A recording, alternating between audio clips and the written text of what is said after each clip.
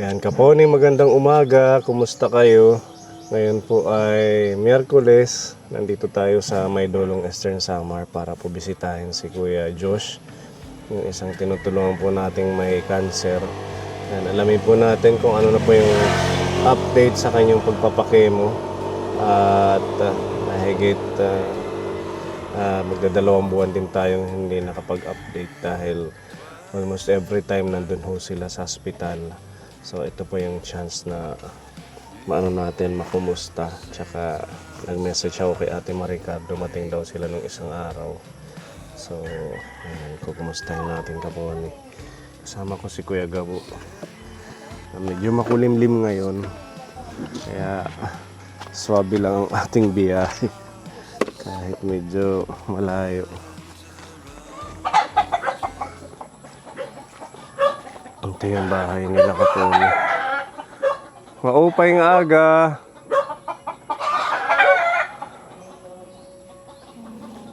Maricar, ada ka? Nandyan daw. Sira-sira na yung bahay. Oh. Butas-butas na yung kanilang trapal.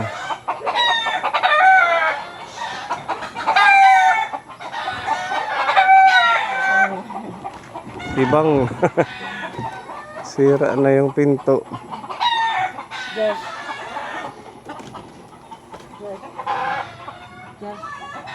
Natutulog pa si Josh. Kumusta ka na? Kumusta ka ko? Baka inaantok pa. Hindi na ibabati parang maniniya. Ha? Iri na ibabati. Hindi na nakakadinig. Sa gamot siguro yan. Maganda rin, may improvement din kasi sabi ni Doktora Talion na habang nagkikimo daw siya, lumiliit daw yung bukol niya, yung parang Tagalog sa kumukupos. Parang Ano raw. kumukupos. Ano yung Tagalog nun? Parang umiimpis Opo. yung tumor niya Opo. sa kakakimo. Sa kikimo po. Yan daw yung nakakaano sa kanya, nakakaganda. Tas nakalakad na rin po siya pero hindi pa yung matagalan na paglalakad kasi sakit pa yung dito niya pag naglalakad siya ng matagalan. So, pang ilang chemo na yung ginawa sa kanya mula nung huling punta ko dito? Sa balik namin ngayong katapusan pang 6 na cycle, pag pinag-ano lahat, 12 cycle na po kami. Nagti-12 na. Opo. Grabe, kinakaya ni Kuya. Tapos sabi po, Lumalaban. kasi pag bagong gamutan na, pag natapos yung last cycle niya, ngayong pang-6, sa susunod na balik po namin, raw, matagalang timplahan daw po ang gagawin kasi bagong gamot na naman po ang ipapalit.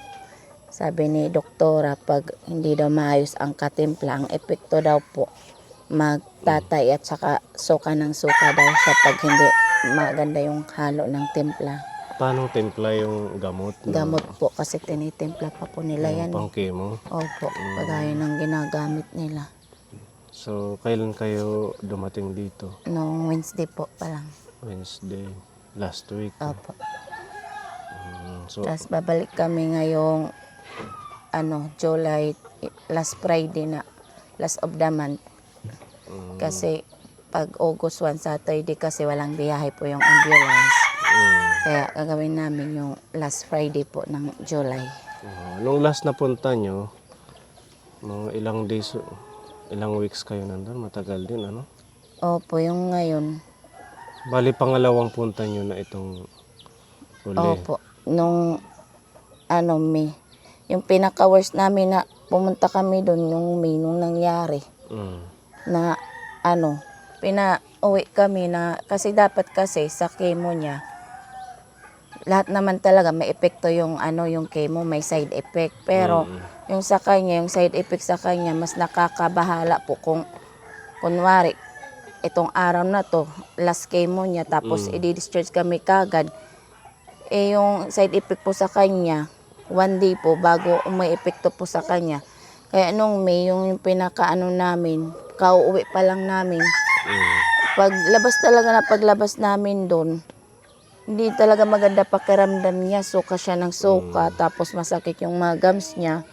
Nahihirapan siyang huminga. Kaya nung makauwi na kami dito, mabuti na lang yung mga doktora dyan sa provincial galing ABMC. Mm. Kaya yun, dyan na lang kami pina-admit. Nawagan yung doktora namin sa Tacloban. Mm. Yun yung pinakamahirap na experience namin. Tapos ngayon naman, i-discharge na naman kami ulit. Hindi na ako pumayag. Sabi ko, Dok, kahit isang araw o 2 araw lang, wag muna po kasi kawawa po si Diyos. Pag uuwi kami sa amin, hospital din ang bagsak namin. Hindi nadala rin kaagad kasi Oo. nagkakaroon ng side effect. Kasi nung i-discharge kami nung May, Mm. bilis yung heartbeat niya. Sabi naman ni doktora dyan, pina-check up ko muna siya. I-refer namin kayo sa provincial para maano daw kasi mabalik talaga yung heartbeat niya. Mm. Kaya yun, nung daling kami doon, kaagad siya inasikaso. Tapos isang linggo rin kami sa provincial. Tapos kauwi namin, pahinga rin, balik na naman. Laging nasa hospital. Pag umuwi kayo, nagkakaroon ng, Opo, kumbaga, side effect. side effect yung chemo niya. Mm. Kaya kailangan dapat, hindi ko naman ginusto na palaging nasa hospital kami. Kung gugustuhin ko lang, hindi nga kami magtatagal eh. Yung sa akin lang, sana naman, hindi naman kagad pauwiin yung nagkikemo na bata kasi di nila makikita kung ano yung side effect. Kung Baka diretso kaya kagad. gusto nilang pauwiin agad kasi may iba pang mga Oo, gagamit yun nga ng po yun. Pero facility. may galing sa AR, may nakaabang sa Balay Kanhuraw. Mm. Doon nga kami muna nag-stay nun sa Balay Kanhuraw. Nung Ano yun, discharge parang- kami sa mga cancer patient. May bahay na nilalagakan sa inyo. Opo. Ano Libre ng naman Eagle. Tirahan lang. Tirahan. Parang nasa hospital ka rin pag nandun kasi bibili ka rin ng pagkain. Mm. Mabuti pa sa hospital, may rasyon. Mm. Doon na lang. Doon bibilhin. Well, Pero at yes, least malinis talaga. naman. Malinis naman po, may Oo, tubig. makakapahinga kayo. Hindi, Yun lang. mainit din. Hindi libre ang pagkain. Hindi libre pagkain. Napaka-brave ni Kuya Kapon. Apo, malaki na talaga yung ano, dyan niya, maliit na talaga. Oh. Tingin. Hindi na katulad ng dati. Oo nga, medyo umimpis na. Dati Opo, masyado tong malaki ito po. parang na ano yung ugat, naglalabasan. Hanggang dyan. Ngayon din. Lumiit na. So, yan yung improvement ngayon kay Kuya. Opo. Yung sinabi ni Dr. Tal Leon na parang umiimpis na yung kanyang Mga bukol. mga bukol. Kasi ano rin, yung unang balita niya sa amin, nung hindi pa niya binibigay yan, sa computer lang, na bahala din kami doon kasi ano, sabi niya, hindi na daw kaya operahan kasi nagkalat na sa baga. Hindi na talaga kaya operahan kasi kalat na. Pero nung ipakita na yan, kasi nandito po, tingnan niyo po yung mga pas na size po ng ano niya bukol. Kung titingnan niyo po nung una, ano siya, yung previous na CT scan niya, kagaya nito mga, ito po yun o, yan po, o tingnan niyo po yung, ito yata yung previous niya, ito yung mga lumiliit na ano. So now measuring approximately 13.9 by 10.0 by 7.9 cm. Yung previous niya 14.8. So from 14.8 to 13.9. Tapos yung centimeter 7.9 from 8.4 to 7.9. Oh, may mga changes na ano. Kaya umiimpis siya. The multiple satellite hepatic lesions also demonstrate interval decrease in size. Few intralesional course calcification are present. The dominant mass compresses and medially displaces the left portal vein branch without gross evidence of vascular invasion. So may maraming good news sa oo kay Kuya Kapon eh. Diba? Tumatalab yung mga prayers. Sana magtuloy-tuloy na mag-ano si Sana nga kuya. po, opo. Yun po yung palaging pinag-pray po namin, tsaka siya. Mm. Palagi siyang lumalapit doon sa altar. Nahawakan niya lahat po sila doon. Tapos ginaganon niya. Kapag masama pakiramdam niya, niyayaya niya ako, nanay, punta tayo sa altar, sabi niya. Tapos yung pupunta siya doon, mag-pray-pray siya. Tapos nahawakan yung mga kami nila Jesus, Santo Niño doon. Ginaganon niya kung saan masakit sa kanya. Mm. Nakakatuwa naman. At least ito na yung unti-unting paggaling ni Kuya Kapon. Ano lang yan, matagal na process. Kailangan itutuloy. Buti nga, pinakaya niya yung chemo. Yun nga po, yung ngayon, yung ano rin, ngayong cycle 5 namin, nahirapan din sila ngayon kasi Mm. hindi nga siya, at saka ako rin nanibago ako sa kanya po kasi iyak siya ng iyak. Kahit konting tusok lang, masakit talaga niya. Tapos wala na akong ugat na nahahanap kasi po sa kanya. Kasi wala na namang ibang way kundi yung chemo lang. Opo. Kasi sabi mo kanina hindi na siya pwedeng operahan. Hindi na po. So talagang yung ano na lang chemotherapy. Opo. Sadyang maano lang si Kuya. Lumalaban po, malakas po. lumalaban. Kasi pang 12 na siya na chemo mula nung last year. Umpisa, opo. Kasi magwa 1 year na po kami ngayong September po. So magawa niya na yung Opo. Kaya maraming salamat po sa lahat ng tumulong kay Josh. Lalo na po sa mga sponsor po kay na Ma'am Shimia, Tita Ise, tsaka Tita Joy, yung iba pa po. Kahit hindi man po namin kayo lahat hindi ko maalala Ate lahat po ng Marisa. pangalan, si Tita Marisa po. Maraming pong salamat talaga po. May pagbabago na po kay Josh. Kaya lang, mahina na yung pandinig niya. Opo, yung pandinig niya po Dahil sa- ngayon medyo mahina na. Kahit Kailangan dadagkuan siguro. sumigaw kayo, hindi niya maririnig. Okay kala kuya. Ay, Kuya, okay kala. sinyasay na la. Sinyas na lang sa ilang. Pero yung ko sabi nila, papansin nila yung likod daw niya, lumalaki. Huh? Yung likod daw niya.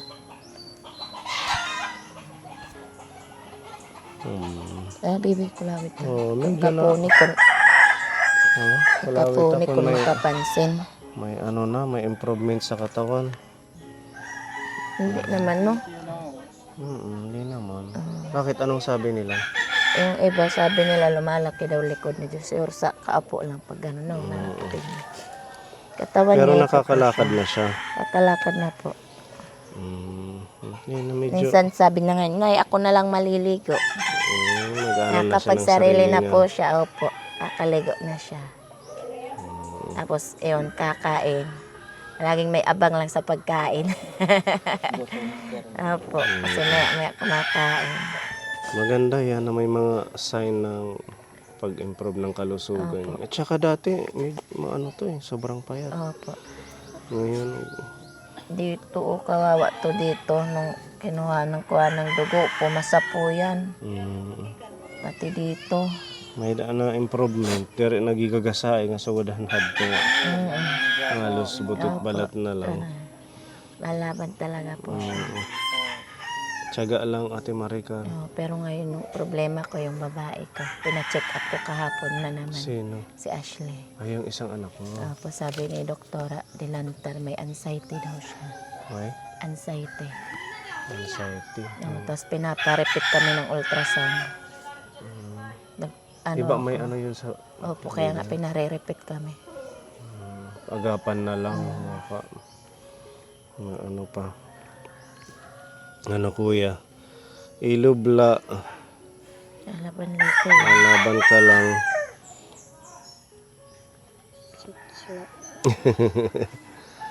Diba? Ganun talaga yan, kuya. Maraming pagsubok pag nagpapagamot. Buti nga hindi na kayo hirap sa pagta-travel. Ano lang, yun lang sa mga driver. Minsan may mabilis. Nung biyahe namin ngayon, puro suka rin ng suka. Nang hina din katawan. Yung kanyang resulta ng CT scan, ano? Opo, CT scan po yan. Humingi na ako ng kopya pag ano po, may result na. Ayan, that's good news, kuya. Tuloy-tuloy lang, ha?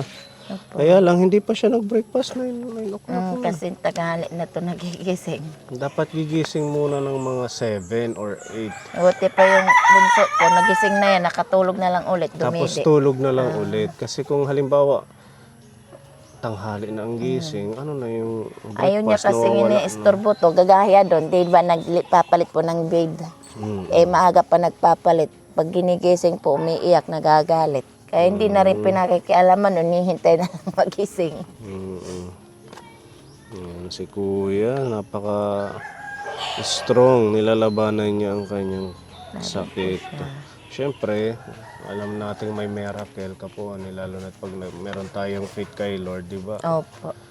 Marami na kayong pinagdaanan for 1 year. Ngayon Mag-1 nga, year ngayong September. Bago kami umuwi, pinasalinan ko muna ng dugo. Sinalinan po siya. Hindi siya nagkakaroon ng mga Pagkatapos sali ng dugo, yun po, parang hindi kumain. allergy Hindi na. pag nasasalina. Parang nanghina lang. Salinan ng dugo. Kaya hindi kami nakadischarge nung kagad. Na-miss ka namin, Kuya. Siya nga rin, tanong ng tanong, Nay, kailan pupunta si Kapune? Tatanong din siya, kaya nanonood kasi siya palagi ng vlog sa mga YouTube. Kuya, na-miss ka na Nahidlaw ko ni Kapune, nahidlaw ka na mahaam. Pagyakan gad. Nahidlaw. Sigurado ko almost 2 months. Opo. Buti na lang patuloy siyang lumalaban at hindi siya kumbaga kagaya ng ibang bata na talagang hindi kinakaya ang chemo.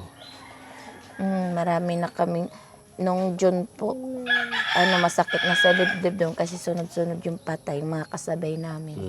Yung mga nag-1 taon na rin, yun, wala na rin. Mga kaedad niya. Hindi, medyo mas matanda sa kanya. Tapos yung iba, baby pa lang, mga 2 taon. Hindi po kinakaya. Yung nga, 17 years old na huli, hindi kinaya yung gamot na binigay sa kanya. Opo, kawawa rin po. Yan lang yung nakakalungkot pag nasa hospital ka. Nakikipagsapalaran ka tapos bigla lang. Yung mga malalang sakit, nasa ICU talaga namang. Tapos yung pinagpapasalamat ko po kasi kahit papaano po, kasi sabi ko nga sa kanila, Dok, kahit papaano po, kahit ano po yung gamot ni Diyos, gawan niyo po ng paraan kung ano pong makakabuti sa kanya. Sinabi ko po talaga yung kay Dok.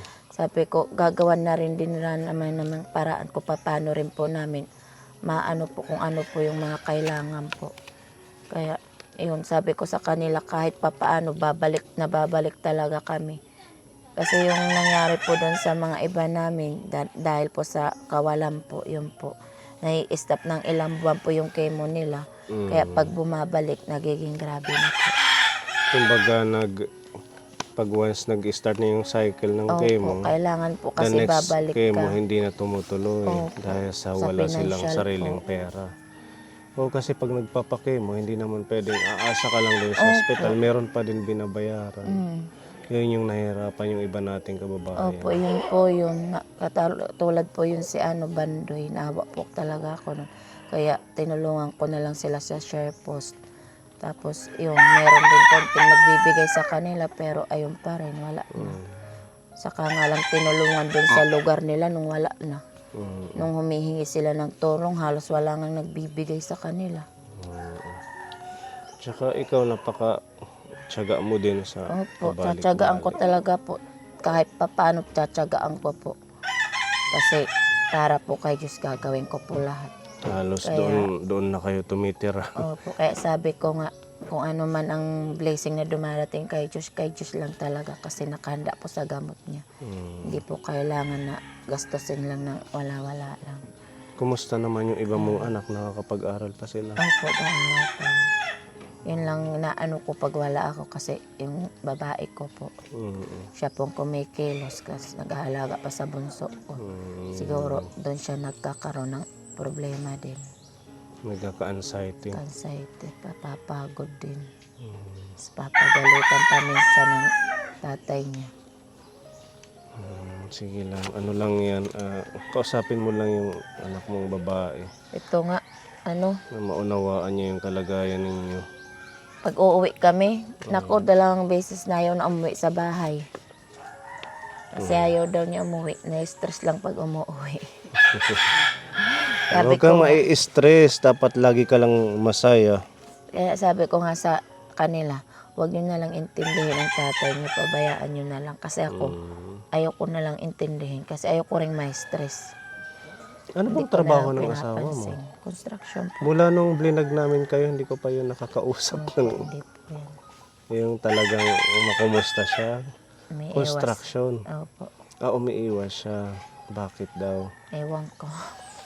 Pag nakikita na yung vlog kay Diyos, nagagalit na pag nagkwikwento si Diyos.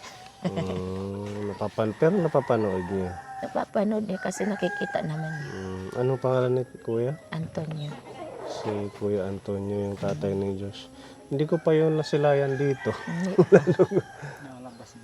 Ha? Oo, Lumalabas. pag nakikita. Lumalabas pag dumadating tayo. Or baka nahiya lang siya sa camera. Naya lang yun. Gusto ko sanang kumusta kung bakit nagkakaproblema si Josh at saka siya. Ito kasi, nagkukwento siya, sabi mo din na hindi sila magkasundo. Hindi. Hindi yun. Kahit anong gawin dun. Ako nga. Pagsabihan ko, ayaw pa rin makinig. Ano na lang, i-focus mo na lang dito Kahit sa mga bata. sa mga bata. Magiging maayos din yan. Habang nagpapagaling si Sabi nga ni Diyos, huwag na tayong umuwi. Ewan mo na si tatay. Huwag iiwan, kawawa naman mawawalan ka ng tatay. Diba? Ewan ko ba to na makapag-isip ng ganun. Parang mature na rin. Ano pa naman to, makwentuhin. Kasi nung nag-asikaso ako ng papel namin, pag akyat ko, nagtatawanan yung mga nanay doon. Yung pala, tatay niya na minamarites niya. Nagmamarites pala sa tatay. Basta yung binibigay ng ating mga sponsor, nung last, ang daming blessing sa inyo, di ba? Diyan pa yan. Kano ba yun? Umabot ng higit 20 plus. 26. Oo. Meron kaming ipapaabot ngayon na dagdag na tulong. Galing to kay Tita Donna. I-save mo lang to if ever na may kailanganin kay Josh na gamot or kung ano man makatulong sa kanya. Galing po yan kay Tita Donna. I-keep na lang. Pwedeng Thank ibili you ng po, pagkain, Tita gatas. Donna. Picture na naman ulit. Yung picture na hindi na chocolate, yung mabuti may inom na siya sa vanilla flavor. Vanilla. Mas maganda yung vanilla o chocolate. Nung kasi chocolate yung niya iniinom, ngayon vanilla na. Siyempre kung ano naman gusto niya, yun din naman sinusunod ko kasi sasayang rin naman pag At saka maganda yan yung Pediasure. Talagang very good sa mga ganitong yan yung niya, kalagayan. pinakagatas din. Kaya yung kagabi nilagyan ko ulit ng yelo. Ayan. Maraming salamat, Thank Tita you po, Donna. Tita Donna. Malaking tulong na rin po to. Kakadagdag kay Diyos para sa balik na naman namin. Maano ka kan Tita Donna? Thank you po, Tita Bella. Donna. Bina. Hindi niya naman rin. Tita Donna. Bina. Donna. Donna. Mag-click. Hindi na. Hindi niya marinig. Okay lang, Sorry kuya. po, Tita Donna, kasi hindi na po siya masyadong nakakarinig. Pero pag nag-stop yan mag-take, siguro pag gumaling na siya, makakarinig ulit yan, di ba? Ewan ko po. Itanong mo kayo sa doktor. Tinabihan ko na yung doktor na Kung hearing aid kasi siya ulit. Hearing aid daw. Oo, kasi sabi naman ng doktora tal yun, dahil daw yan sa gamot. Kasi matatapang nga yung gamot. Kaya medyo affected yung pandinig. Buti nga yung panlasa niya, hindi nagbabago. Babago rin po. Pagbagong Pag chemo, naghanap siya ng medyo maasim na pagkain. tsaka medyo maalat. Oo, po ganun. yun yung Pero muna, magpapagaling ka ha? Hala, back daw. Pag daw ko na. Back daw. Gusto kong makita yung tumangkad na o kung lumaki na.